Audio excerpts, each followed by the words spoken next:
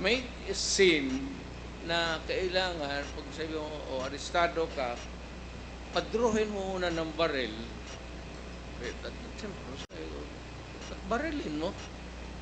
Patayin mo na para wala na akong hold upper na hahanapin pa bukas. At wala nang ma-rape, wala nang manakaw, at maganda na ang syudad ko.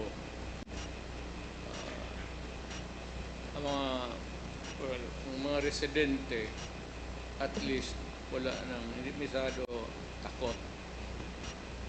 They Anyway, can walk the streets Mr. at President, night. this statement of Colonel Jerry Padilla was corroborated by a certain Mr. Leopoldo Tan, yung isang PDL na pumatay, kasi nagsama na po sila doon papunta sa opisina ng admin office ng Dapicol, and